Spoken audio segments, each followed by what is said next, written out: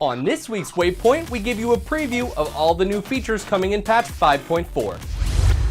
What's up guys, and welcome to Waypoint, your weekly World of Warcraft recap for September 10th, 2013. I'm your host, Mike Schaffner.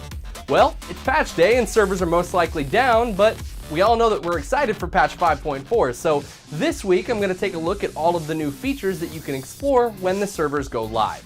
With patch 5.4 comes the new Siege of Orgrimmar raid.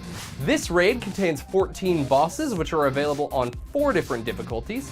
Players will start in the Vale of Eternal Blossoms to take down the Shaw of Pride, before assaulting the gates of Orgrimmar to take down Garrosh. Once inside, they will work their way to Ragefire Chasm and explore all of the new horrors that have been unleashed there, while fighting their way to the former Warchief of the Horde.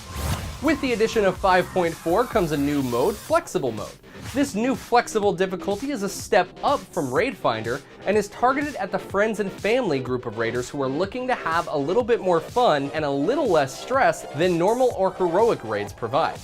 While raiding on this difficulty, players can fight the bosses of the Siege of Orgrimmar raid with anywhere between 10 and 25 players, and the bosses will dynamically scale its mechanics to fit the size of the raid. Flex is similar to normal difficulty in that it contains all of the mechanics, but you can expect damage and health to be scaled down by about 25%. Flexible mode will be available cross-realm, and all achievements for Glory of the Orgrimmar Raider will be available.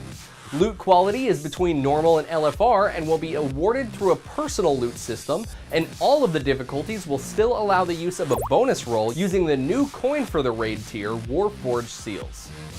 In addition to the new raid, a new island has appeared on the east coast of Pandaria, the Timeless Isles.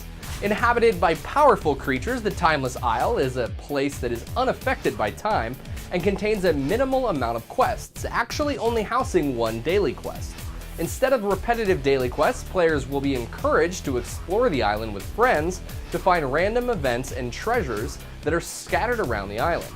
By doing this, players will earn a new currency called Timeless Coins, which can be spent on vanity items, mounts, pets, and a whole lot more. If you want more information on this quest chain, be sure to check out last week's episode by clicking right here.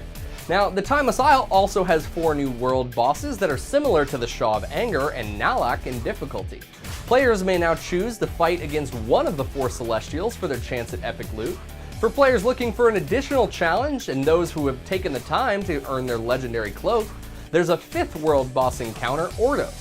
Ordos is intended to be an incredibly difficult fight, and once the boss is engaged, the arena that he's in locks out and will no longer allow players to move in or out of it. Additionally, Ordos has a hardened rage of 5 minutes, so players must ensure that they have a sizable group inside the arena before actually engaging the boss. Ordos drops normal Warforged gear as well as the community-inspired items like Olivia's Graceful Gaze. Back at BlizzCon in 2011, we heard about the Proving Ground features, and finally, in patch 5.4, it will be added to the game.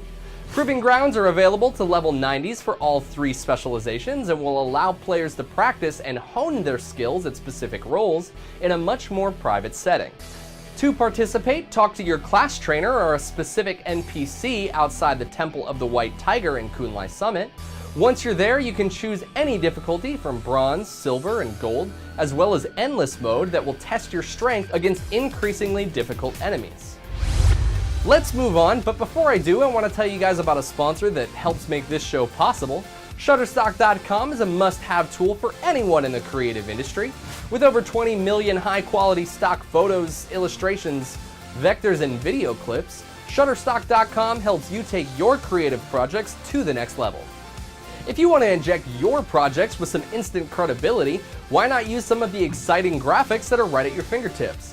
Whether you need still photography, stock footage, or even art assets for a website or YouTube channel, Shutterstock.com is the place to be. If you're restricted to a certain color palette, their tool called Spectrum can handle that. Define the color and keywords for the images that you're looking for and get a massive selection of imagery to choose from. You can try Shutterstock today without using a credit card by signing up for a free account. Once you're ready to purchase, use the offer code GAMEBREAKER9 and you'll receive 25% off your new account. The new PvP season will start 1 week after the patch releases, and a new arena system is being used for the new season. Players will no longer need to create or join arena teams to compete throughout the season. Similar to the rated Battlegrounds system, players who have 2, 3, or 5 players in a party may queue for arenas and automatically be put in a match of the same size. This new feature means that cross-realm parties are now available for arena play and that players will maintain a single personal rating that will fluctuate based on their performance. The matchmaking will now use the party's average MMR to select opponents, and all arenas will be region-wide. For those of you up to date on the legendary quest line, in patch 5.4, Wrathion will offer you your final quests to get your cloak. Players begin by visiting Wrathion, who tells adventurers to visit the Timeless Isle and collect 5,000 Timeless coins, which are gained by killing mobs and completing events on the island. Players must then defeat each of the Celestials on the island and are eventually rewarded with the legendary Cloak, which contains a proc unique to the player's specialization. For those who have maybe fallen behind and aren't up to date on the quest chain, to aid with catch-up, all legendary quest items will be available from the first 8 bosses in the Siege of Orgrimmar. That does it for this week's episode of Waypoint. Be sure to check back every week on Tuesday for updated World of Warcraft news. If you guys like this video, be sure to comment and like below as it helps spread our audience. And if you want to see more World of Warcraft content, be sure to check out Legendary. It goes live every Thursday at 8 p.m. PDT at gamebreaker.tv/live. I'm Mike Shaffnet. You guys can follow me on Twitter at Mike Shaffnet. Thank you guys so much for watching, and I'll see you guys at the next Waypoint. Gamebreaker TV.